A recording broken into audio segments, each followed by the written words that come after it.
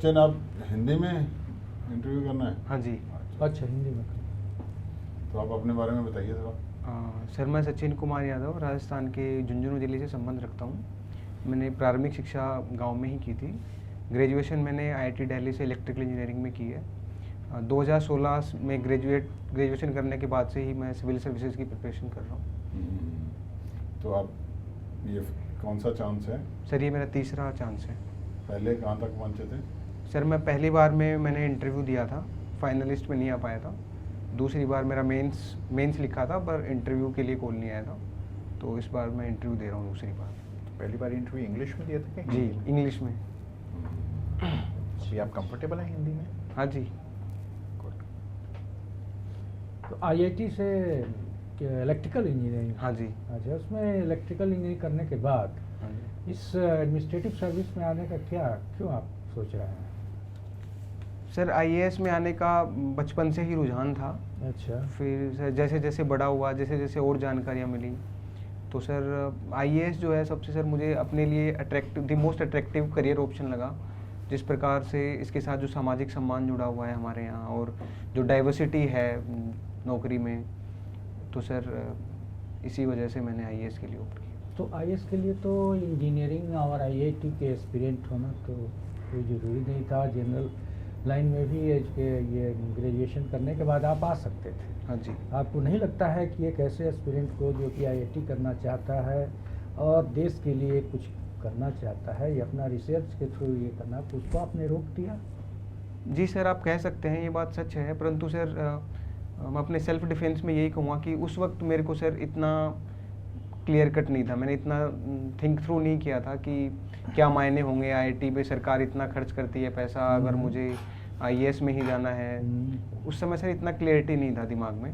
उस समय पहली प्राथमिकता ये थी कि भारत की सबसे अच्छी कॉलेज से पढ़ाई करनी है। तो सर इसी वजह से। नहीं, तो मान लीजिए कि अगर ऐसा ही डिसाइड किया था, या पॉलिसी कुछ इस तरह की सरकार अडॉप्ट करती है कि 12th के बाद ही डिसाइड कर दिया जाए कि आपको एडमिनिस्ट्रेशन में जाना है या टेक्निकल लाइन में जाना है, इंजीनियरिंग करना है, मेडिकल करना है, तो इसमें क्या ओपिनियन है आपका? कैसा रहेगा ये? सर, मुझे लगता है वो ठीक नहीं रहेगा सर। अगर 12वीं के बाद किसी बच्चे को बोलेंगे तो उसके बिहाफ पे उसके पेरेंट्स या गार्डियंस ही डिसीजन लेंगे। 12वीं के बाद बच्चा इतना मेच्योर नहीं होता है, इतना उसको एक्सपोजर नहीं होता है अपने बारे में भी, बाकी चीज़ों के बारे में भी, कि वो एक बहुत ही इन्फॉर्म्ड मेच्योर डिसीजन ले पाए।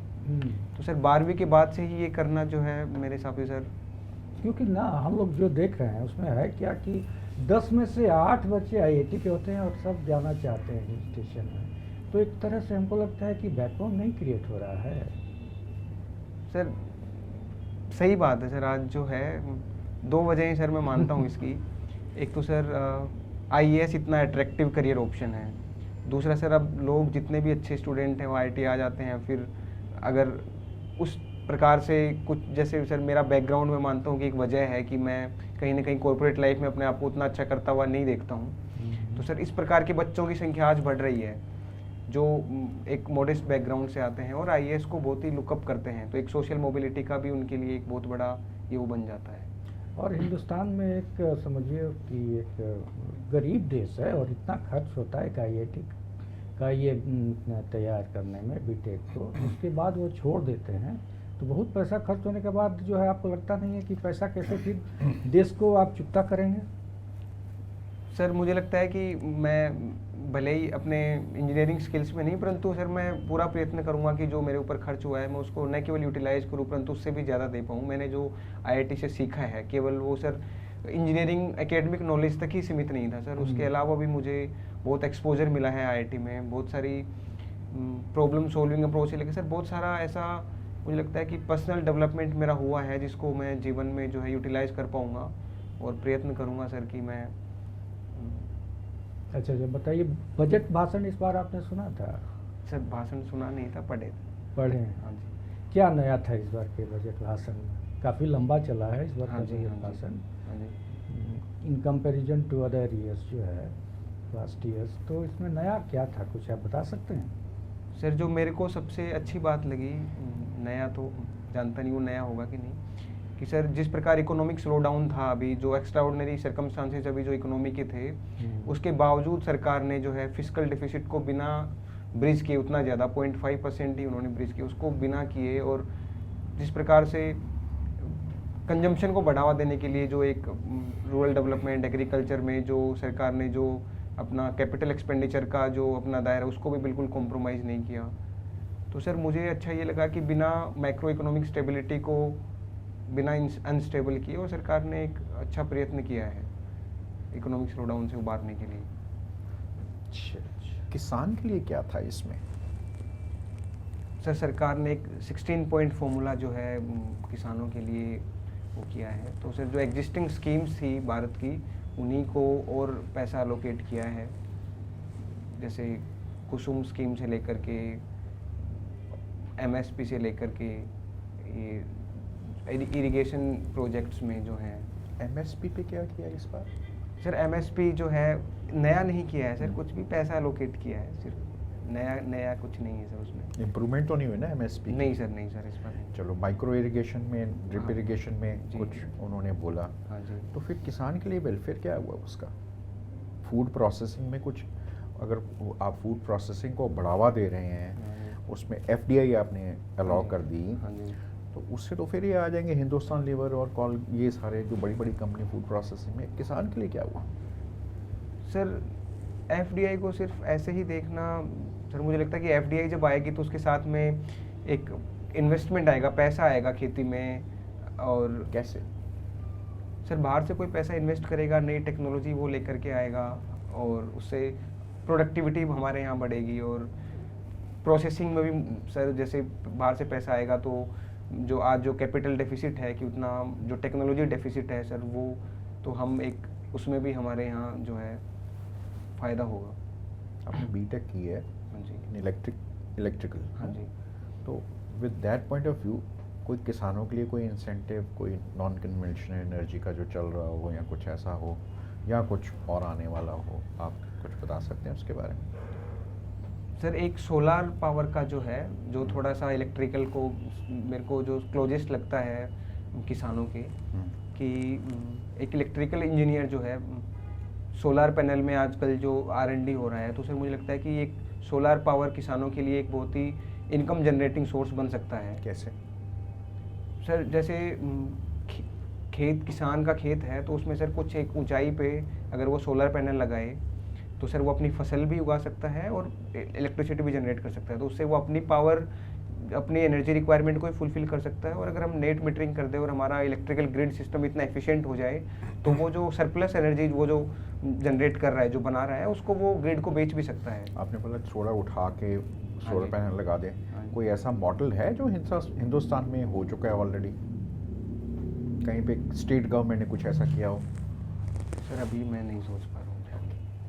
गुजरात अच्छा, चीफ मिनिस्टर थे, हाँ जी, उन्होंने जितने भी कैनाल्स किए, हाँ जी, उन कई कैनाल्स के ऊपर, नहरों के ऊपर हाँ जी। सोलर पैनल लगा के इवेपोरेशन लॉसेस रिड्यूस करके जी। वहीं से टर्मिनल दिए हुए हैं उनके खेतों को पानी देने के लिए और उनके सोलर पंप चलाने के लिए। मोदी जी की एक किताब है, उसमें उन्होंने उनके फोटोग्राफ्स भी दी हुई हैं। अच्छा, ठीक है, मैं जब जाऊँ, देख देखूंगा लीजिएगा सर। उसको। जी जी देखूंगा sir. What is your opinion about BIMSTEC? You know what the full form of BIMSTEC? Yes, sir. What is it? Bay of Bengal Initiative for Multi-Sectoral BIMSTEC Technical and Economic Cooperation। ठीक है, तो इसके बारे में अभी क्या हो रहा है? What are the implications? Is it doing well? Not doing well? Sir BIMSTEC sir मुझे लगता है कि जब से सार्क जो है 2016 के बाद से सार्क कहीं ना कहीं एक तरह से ठप हो गया है सर, तो उसके बाद से बिम्स्टेक का इम्पोर्टेंस भारत के लिए बढ़ जाता है। तो इसमें न केवल सार्क के माइनस अफगानिस्तान, पाकिस्तान है, थाईलैंड और म्यांमार भी हैं। तो इससे हमारी neighbourhood first policy, act east policy, दोनों का कहीं ना कहीं कन्वर्जेंस है सर।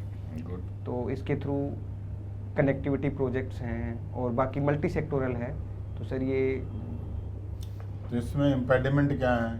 कोई रुकावटें हैं? क्या हैं? आज तक क्या हुआ है? तरक्की कर रहा है, सही नहीं कर रहा है? सर अभी इतना ग्राउंड पे इतना, जहाँ तक मैं जानता हूँ, इतना हम कर नहीं पाए हैं। कनेक्टिविटी भी हमारी अभी तक बहुत ख़राब है और सर किससे कनेक्टिविटी करनी है? कोई बहुत बड़ी सड़क कोई है इसमें जो सोचा गया है? सर BBIN एक है, एक जो सितवे प्रोजेक्ट म्यांमार में हम हाँ, एक ट्राइलेटरल हाईवे। ट्राइलेटरल वो इंडिया क्या है? म्यांमार थाईलैंड करेक्ट जी, करेक्ट करेक्ट जी वो डेवलप कर रहे हैं हम। But they haven't taken of. Yes sir. Good. और ये जो बोडोलैंड अकॉर्ड हुआ है वो उसका मुद्दा क्या है? सर जो बोडो ग्रुप्स, जो बोडो इंसर्जेंट्स थे, वो सोवेरेंटी या ऑटोनॉमी डिमांड कर रहे थे। तो अभी जो असम गवर्नमेंट और ऑटोनॉमी कर रहे थे या सेपरेट स्टेट डिमांड कर रहे थे? सर वो शायद सोवेरेंटी इंडिया से डिमांड कर रहे थे। सोवरेंटी कर रहे थे, यानी तो कम से कम सेपरेट स्टेट कर तो रहे थे। जी जी you are not sure, right. शायद बिकॉज यू ऑटोनॉमी तो दे दी अभी हाँ, सरकार ने। ऑटोनॉमी दे दी है सर। ओके, तो व्हाट हैपेंड? तो सर तो अभी जो अकॉर्ड हुआ है असम गवर्नमेंट और बोडो ग्रुप्स के बीच में, उसमें बोडो इनहेबिटेड जो एरियाज हैं उनको यूनिफाई करके उनको ऑटोनॉमी दे दी गई है और उन्होंने जो है आर्म्स सरेंडर कर दिए हैं, इंसर्जेंसी छोड़ दिया है। ये सेंट्रल गवर्नमेंट और बोडो के बीच में हुआ है, ना कि स्टेट गवर्नमेंट के। पहली बात। दूसरी बात, इनके साथ पहले 2003 में भी एग्रीमेंट हो चुका है और एक पहले भी एग्रीमेंट हो चुका है। तो ये अभी तीसरे बारी का है 2020 में, जनवरी में। So and what is your suggestion? Are you satisfied with all the steps taken in this budget to make it at 5 trillion economy? Or do you have any other concrete steps which can make India 5 trillion economy in next 5 years as visualized by the Prime Minister? Sir मैं कहीं ना कहीं सहमति हूँ। सरकार ने जो defence अपने बजट को लेकर के सरकार की जो मानसिकता है उससे मैं सहमति हूँ। परंतु सर लॉन्ग टर्म के लिए मेरे पास सजेशन है कि हमने हेल्थ में जो हमारा फोकस या जो इन्वेस्टमेंट होना चाहिए, सर मुझे लगता है कि वो अभी हमारा बहुत कम है। तो सर तो उससे 5 ट्रिलियन इकोनॉमी कैसे बनेगी? जी सर, वो उसके लिए मेरे पास नहीं है सर सजेशन। मैंने और लॉन्गर टर्म के लिए जो है नहीं, आपके पास नहीं। आप बताइए कि क्या कदम ले भारत कि हम 5 ट्रिलियन इकोनॉमी बन सकें। हेल्थ केयर तो हो गया, हेल्थ केयर में तो खर्चा होगा, ठीक है, थोड़ा सा इकोनॉमी के, और क्या करना चाहिए? सर सबसे पहले तो सरकार का अभी मुझे लगता है फोकस ही होना चाहिए कि जो अभी जो रोड मैप तय किया है अगले साल के लिए, अगले 4 साल के लिए, उसको इम्प्लीमेंट करे फुली। सर क्या? हमारा बजट जो जैसे है कि सर, जैसे हमने रूरल डेवलपमेंट और एग्रीकल्चर के लिए जितना इन्वेस्टमेंट किया है, तो देखने में ये आता है अक्सर कि फील्ड तक वो इसका इम्पैक्ट नहीं पहुंच पाता है आज भी। तो उससे क्या होगा? उससे how will the economy grow? Sir agriculture में प्रोडक्शन बढ़ेगा, प्रोडक्टिविटी बढ़ेगा, एग्रीकल्चर का शेयर भी बढ़ेगा। उसके अलावा सर रोजगार की अगर रोजगार क्या करे सरकार? सर कंजम्पशन बढ़ेगा अगर नहीं, रोजगार डिक्लेयर कर दे सरकार के, जो नौकरियां और बढ़ा दे, उसका साइज ये कैसे करेंगे? नहीं सर, जैसे ही सर फॉर एग्जांपल अभी अगर हम एग्रीकल्चर मैन्युफैक्चरिंग में कुछ करना चाहिए? जी सर। क्या करना चाहिए? Sir ease of doing business जो है इंडिया में और अच्छे से बढ़ाना चाहिए। अभी बहुत सारी रुकावटें हैं, इतना आसान नहीं है हमारे देश में बिजनेस करना। Okay. तो सर उसको और अच्छे से हम सिंप्लीफाई कर सकते हैं, प्रोसीजर्स को और बिजनेस फ्रेंडली बना सकते हैं अपने देश को।